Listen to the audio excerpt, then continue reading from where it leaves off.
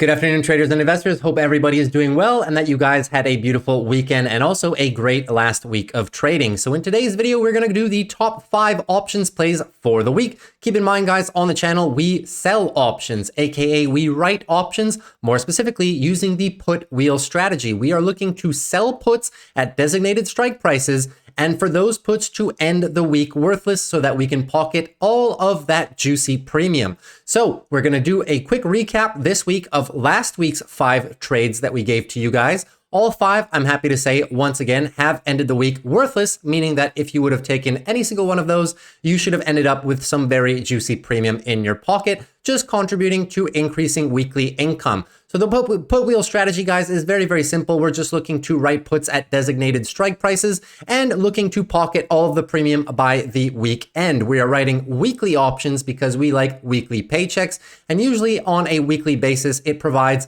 the best risk to reward ratio in terms of the premium that we can get, which is why we only write puts 1 to 2 weeks out at the most. So without further ado, guys, let's get into the recap of last week's stocks and also going to go over this week's picks as well. So let's get right into it. And before then, let's just remind ourselves of the rules of the channel, which we use to write the puts per se. So number 1, it has to be a solid company, guys. Please, please, please never write any options on stocks that you do not want to own at prices you do not want to own. That is such an important rule, but sometimes people get swayed by juicy premiums that are available on some smaller growth stocks and then unfortunately get assigned and the stock takes a very big hit thereafter. Do not get lured in by Wall Street's juicy premiums on some options chains on growth stocks if you do not want to own the stock at a designated share price, which is why you'll see every single stock I always recommend on the channel has very solid fundamentals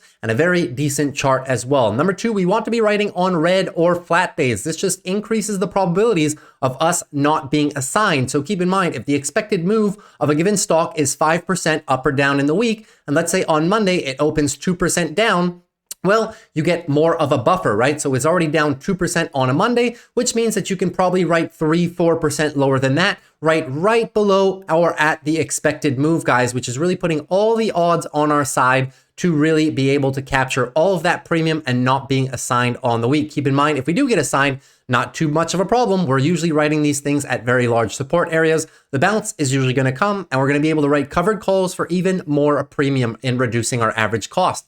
So keep that in mind, guys. We always want to be writing on red and flat days. It just opens up even lower strikes than the ones we're potentially anticipating to start off the week. Now, number 3 needs to be the chart needs to be in a monthly uptrend or at least a long-term range. This is very, very, very important. We're just looking to put all the probabilities on our side to potentially get that bounce going. Now, number 4, no earnings this week. I will very rarely write any options if earnings of a company are in a given week. On some exceptional basis, when I do write my options, such as the Netflix one that I provided on the channel last week, I have to be very bullish on the underlying company, and I will usually write at least 2 standard deviations away from the expected move, meaning if earnings are expected to move the stock in 6 or 7% in either direction, I will be looking for at least double that in terms of my strike. So let's say a stock is trading at $100, expected move for earnings is about 5-6%. That would mean that instead of writing the 95 puts, which is about 5% off your $100 mark, I would be looking potentially for the $90 strike, a full 2 standard deviations from the expected move on earnings. And that's in the rare occasions that I choose to write stocks on earnings. But as a general rule, guys, please do not write puts during a week where a company has earnings. Earnings are very, very, very volatile. And then, as you've seen most likely on Tesla recently, the drop may not stop after the day after earnings. It may just continue dropping, guys. And if you don't have very solid confidence in that play, you may be overwhelmed and may have to close the position at a loss. So please be very, very careful with earnings. Now, number 5, the stock needs to be at an area of support or a breakout retest zone. You'll see on the channel, we either do one of 2 things. A large support area is very, very simple. You'll see it. Most of my plays plays that we're going to present this week are at large support areas. A breakout retest is simply the best example I can give is a stock such as Autodesk. So you see this beautiful range it was trending in right there, and then we finally got the breakout of your range in terms of a nice new weekly uptrend. And we're just looking for a retest of the zone before further weekly increase. This is a very, very juicy trade when you can find them in terms of the weekly breakout retests. I don't do these things on an hourly time frame, usually always daily or weekly, very large ranges that have been in place for a few months. So that's the breakout retest trade. If it wasn't simple, support is just very simple. You'll see it later in the video. Number 6, we're going to be targeting. This is what we're targeting in terms of weekly premium, 0.5% to 1% in weekly premium, which means very simple math here, guys. If a stock is trading, let's say for $100, we want to find 50 cents on the bid for the play. So let's say you get your 50 cents, right? 50 cents divided by your $100 is just going to be 0.5%. That's the 0.5% rule. Obviously, we can go all the way up to 1%, which is a bit more juicy, but usually conservatively, we're aiming for about 0.5% minimum on a weekly basis. That means if you can do that on the value of the account for each of the 52 weeks in the year, you should be generating anywhere between 25 and the higher end of 50% in terms of ROI in any given year if you're running this strategy properly. Number 7, we're going to look at we're going to try to target stocks that are going to be at or lower than the expected move. You'll see that most of the strikes that I'm picking is at the lower end of the expected move. If you don't know what the expected move for a given stock is on any given trading week, this is a very nice free website called optionsai.com. And you will see that they give the expected moves for every single one of the next 4 weeks. We're going to look at the week coming. So you see here, I have Amazon pulled up on the channel right here, and you can see the expected move is about 5.7%. And it even gives you a level about $150. So that's how you know what the expected move is to the downside. We want to be writing puts at the lower end of that expected move here, guys, because that is Wall Street's expectations for how low the stock can go. Obviously, if we're able to write lower than the expected move, it even betters our odds, because usually if the stock hits the expected move in the first couple trading days of the week, you tend to have a little bit of mean reversion and get a little bounce going towards the end of the week. It just increases our odds that we can capture that premium by the weekend. And lastly, guys, we want to set a take profit at 90% of the contract value, meaning if you write a put for 50 cents on Monday on any given stock, let's say, theoretical example, let's say you get 50 cents or AKA $50 for your put contract, you want to set a take profit on that at 90%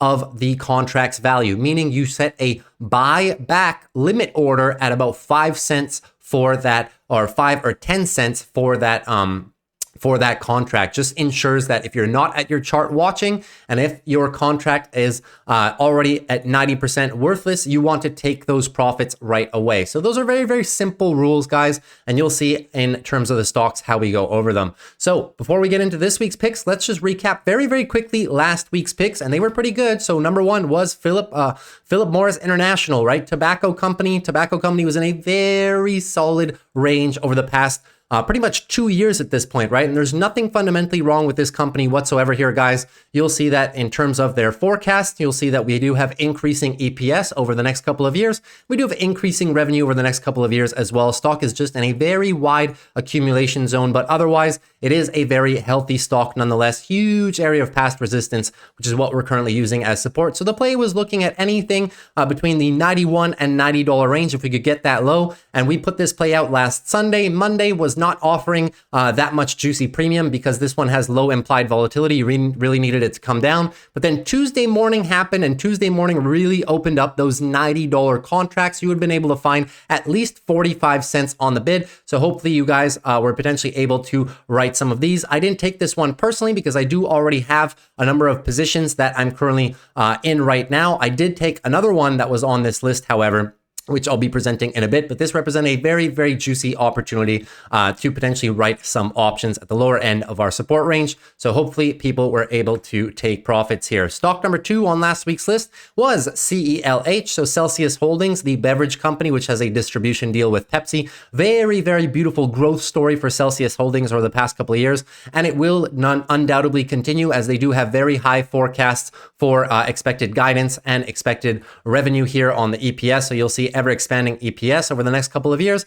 and also ever expanding revenue expanding at a very, very fast pace, over 20% per year. So love to see that. Stock's been in a very decent area of accumulation. So last week we were targeting the $48 put. So 49s, 48s would have been a very nice opportunity after Sunday night's video. You can see that we opened here on Monday. We did tag the lower end of the $52 mark. When this happened on Monday, I was checking the options for it. You would have been able to find about 35 cents here, guys, on the 49s. So that was a very juicy play. If anybody was looking into it on Monday or even Tuesday, those contracts were open. And as you see, the stock ended much above, excuse me, the $49 level. So you would have been able to pocket all of that premium. Very, very juicy play. I've played CLH a bunch of times, guys, below $50 whenever we come down to this zone. Stock number 3 last week was Starbucks. So Starbucks presented us a little bit of an opportunity here on Tuesday morning. We were really looking for the 91 all the way down to $90. Now, there wasn't enough premium on the $90 on Tuesday, but the 91s were open. 91s got all the way as high as about 55 cents on the bid, which does respect our 0.5% rule. 0.5% would have been 45 cents. And Starbucks really coming down into this juicy area of support. It was acting as support one time in October, and now currently acting as support again. You can see it's the top end of this previous resistance zone as well. Starbucks does have earnings this week, so that will be a play that I'll talk about later in the video, but we're going to try to make a play on it after earnings. But if anybody was in it in terms of last week, you'll see that those $90 puts were very juicy indeed, as they did represent a good opportunity to lock in some premium. Stock ending much above that, over the $92 mark. So very, very happy with that play as well. Stock number 3, which I did take personally here, was Oxy. So Oxy, you'll see that this one I did take in my own account. So we'll see it right down here. Beginning of the week on Monday, we sold this pretty much in the afternoon, $56 puts. We got 28 cents for them, which is literally exactly 0.5%. Fairly happy with that. And we were able to close them later on in the week here for just a penny. So taking pretty much all the value of that contract out. We were looking for the 56 puts. And like I said, they were open on Monday, took them in my own account. You could even have gotten as low, guys. I took them in the afternoon, but in the morning, the 55s were even open. And this is just because Oxy was in a very, very juicy area of support. It's been an area of support here, guys, over the last pretty much year and a half at this point. So whenever it does come down to this lower $56 range, I am always looking to play that stock. Obviously, one of Warren Buffett's favorite energy plays. And this stock was a very good pick for last week. It's actually been featured in last 2 weeks worth of videos. And every single time stock with the options we were choosing, those premiums ended up in our pockets, with most of those puts ending worthless by the end of the week. 56 seems to be a very juicy area of support. Now, the last one for the week was Fortinet. So Fortinet, unfortunately, didn't get a chance to play this one at all. We had featured it in the video on Sunday. We were looking for pretty much a retest of anything under $60, more specifically towards the $58 range. So $58 range, guys, we were really just looking for the breakout of the weekly and the retest using these moving averages at around 59 as our area of support. Very juicy area of support in the past. 57, 58, $59 was the mark. But unfortunately, Fortinet ran away from us as soon as the week started. So we really didn't get an opportunity to write any options on this stock, even though I would have loved to do it. Unfortunately, stock just moved away from us right away. So there was no trade on that one, but the idea was fairly good if it would have come down, excuse me, below $60. And now the last one here, guys, that we presented was Netflix. So Netflix was our earnings play, and I did give a warning. I said that if Netflix was potentially come down here, guys, the area that I would be personally targeting was anywhere between 450 to about 425, which is this level right here. Why? Because you see it best on the weekly. This was a very big area of weekly resistance all the way through the summer of 2023 and has been recently acting as support. It was also an area that we were targeting if we were going to get a pullback on earnings, could have been used as a monthly higher low for further trend continuation. And we were targeting the 425. So if you remember in last week's video, we were going 2 standard deviations. Netflix had pretty much from the Sunday video had about a 7% expected move. So 7% would have put us pretty much right in that 450-ish range, right? 449, 450-ish. And the 2 standard deviations away was roughly about 425, right? Almost at about 12%. 425. So I was highlighting the 425s. You could have got about 0.5% on those. If anybody chose to do that play, it was a very decent play as well. I was very bullish long-term on the company.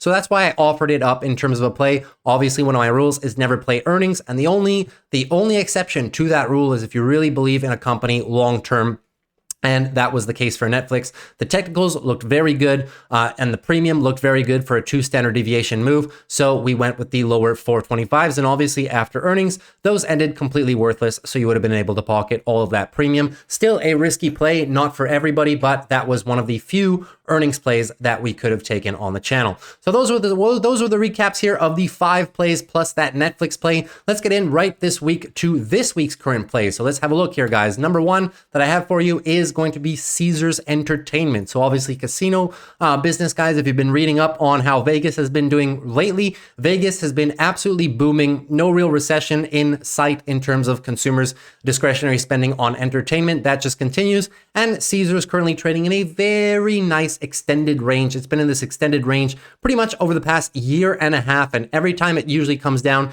into this lower $40 range, it does represent a good opportunity to potentially write some puts. So that is what we're going to be looking at. So the expected move for Caesars over the course of this week is $42.68. So what I want to do is get as close as possible or lower than this expected move. I'm talking about maybe the 42s or 41s, targeting really the lower end of this weekly range right here.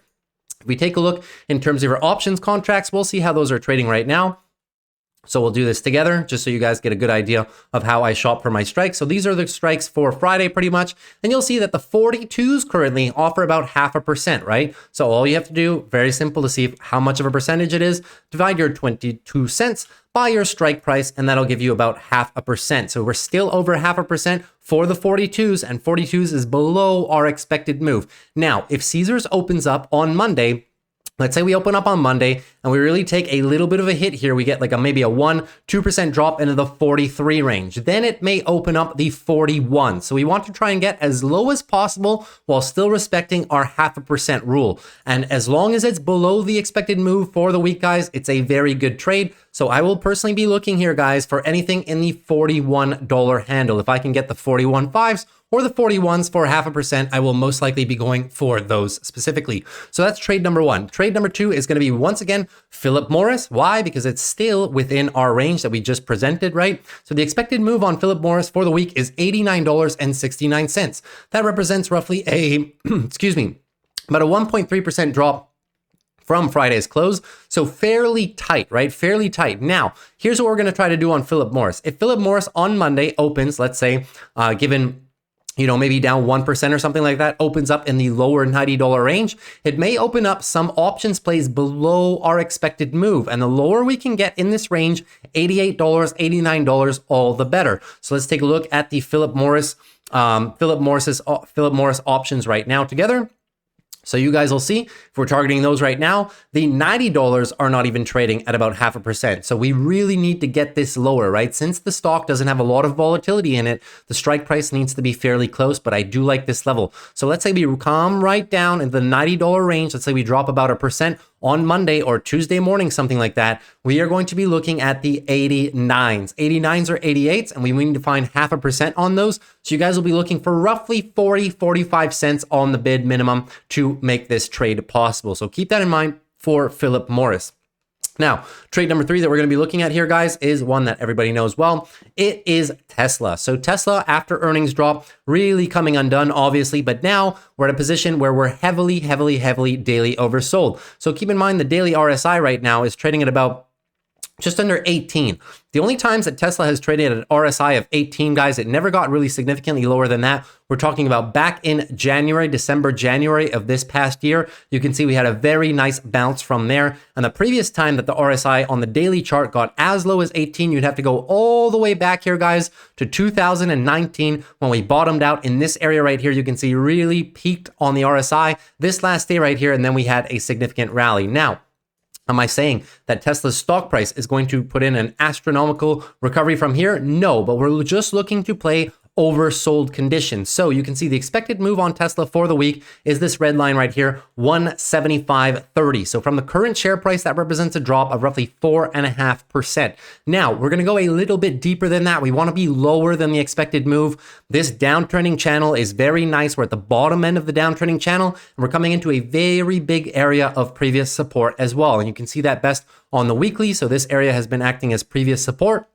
and is the bottom end of the downtrending channel. So we want to get as deep as possible into this area to potentially benefit from our daily oversold conditions and get a little bit of a bounce going. So we're going to take a look at the Tesla premiums here, and I already have a Tesla option in motion for more specifically this week. I took it last Friday, and that will be the 170. So I was able to get the 170s last week here, guys. They're still available right now for about 85 cents. 85 cents is literally 0.5% for the week, right? So 0.85 divided by your 170, that is 0.5% for the week, represents some very, very decent cushion from 180 all the way down to 170, guys. That's about a move of roughly, about 7%. So it's almost twice the expected move, which is exactly what we want, guys. It's lower than the expected move. It's right down here at the bottom end of our support, and we're deeply oversold. So the 170s represents a fairly, fairly conservative play in terms of that. So just keep that in mind for Tesla. Personally, I do have the 170s.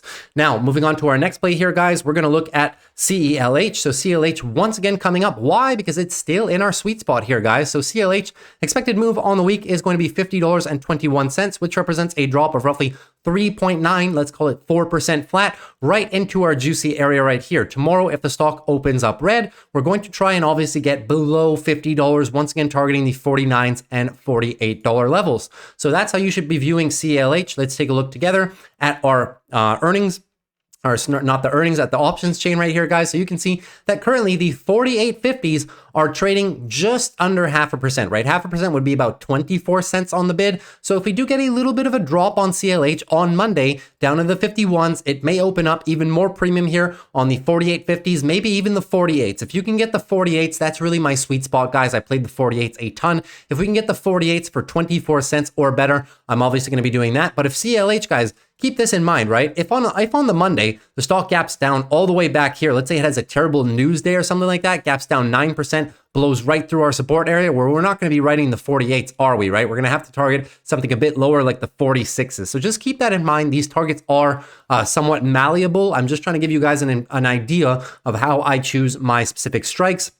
And depending on how much the stock drops on Monday, we want to get as low as possible while still getting our 0.5% rule. So just keep that in mind on CLH.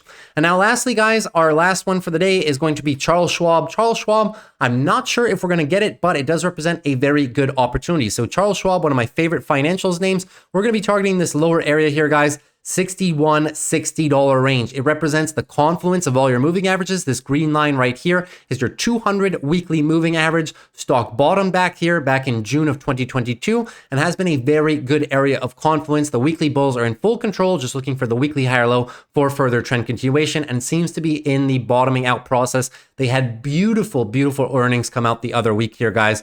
But here's what we're going for. We're going for pretty much the $61 to $60 range. Now, the expected move on the stock is only about $62.74. From current share price, that's only about 2.25% to the downside. But if Monday or Tuesday, let's say we open significantly lower than the expected move and the $61 handle, it may open up the $61 puts. $61 puts is going to be my sweet spot for Charles Schwab in terms of this week. I do think it's a very, very juicy buying opportunity, right? Coming down into this lower area. All of these previous areas of resistance as well should be acting as fairly good support now in the $61 area. You do have a lot of big moving averages down there as well. And I just like the valuation of Schwab at the $60 mark. So you'll see that as of now, guys, the 60s and the 61s are nowhere close to being 0.5%, right? For this, you'd need to see about 31 cents on the bid. So we'll keep an eye on this. This is still one of my favorite plays for the week. I just want to be getting it in the $61 to $60 range, and that's only going to happen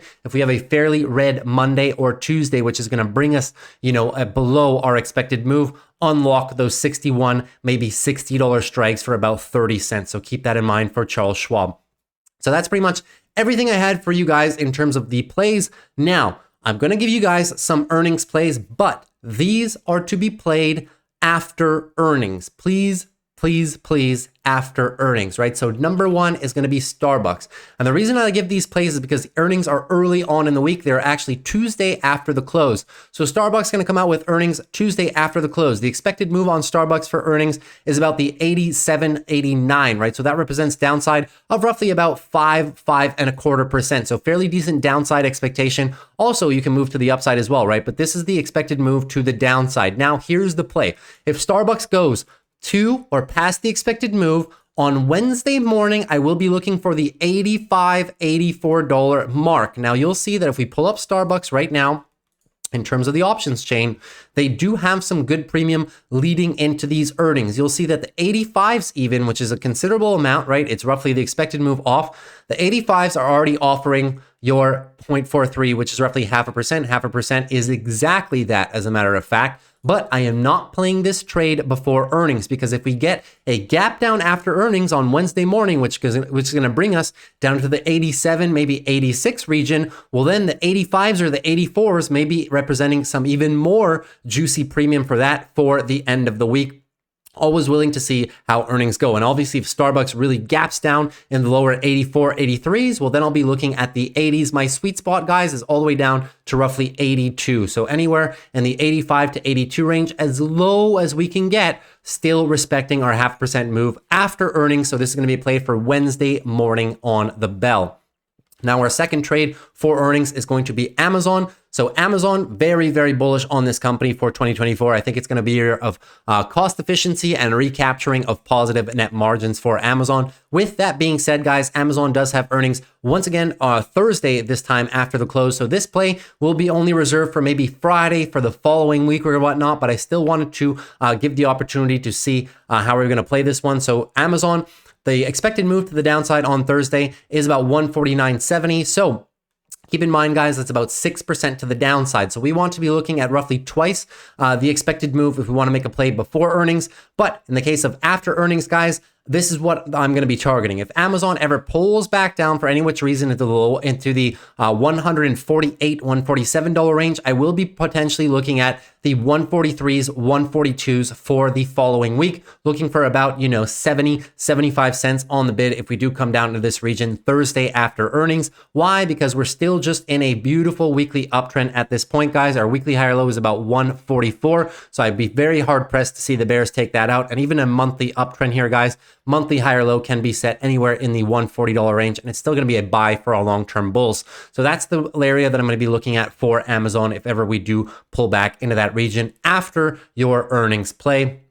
And now lastly, our last play is going to be Google for earnings, guys. Google has earnings pretty much on Tuesday after the close here. The expected move on Google right now is going to be about 4.85%, so almost 5%, 146.39. So Google, I'm going to be waiting for earnings to come out on Google, but if earnings for some which reason are bad on Google, guys, I will be targeting the lower $140 range. I want to get as close as possible to 141 as possible. Why? It's our previous big area of resistance, should be acting as support.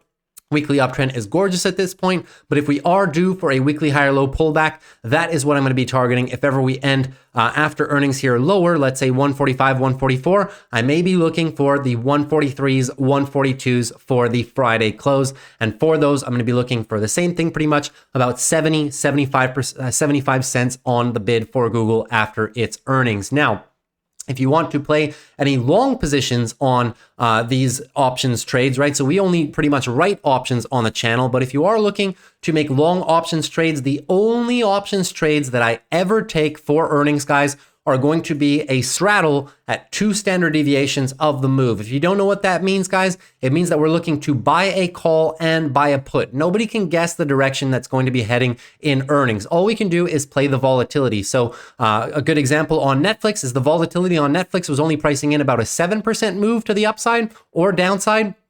And what happened after earnings? We got double that, roughly 15, 16, 17% to the upside. So what I'll be looking to do in terms of the straddle here, if you take an example on Amazon, I may or may not play this, still undecided. But if I do, we're going to be doing this. So this is how you calculate the value of your straddle right here. So the expected move on these is about 5.7%. It gives you levels right here. Sorry, let me zoom in so you guys can see the prices. So to the upside from here, about 168, and to the downside on Amazon about 150. That's one standard deviation. That's the expected move. We want to be going 2 times the expected move. So the expected move here is about $9, right? 159 to 150, that's $9. And then that same $9 to the upside, 159 to about 168. So 2 times the expected move would be about $18. So on Amazon, if we're looking for the $18 move, we're going to be looking to buy a call and buy a put $18 away from current strike. So meaning if we're trading at 159, we want to be looking for potentially the 141 puts. Those are going to be all the way down here for 39 cents.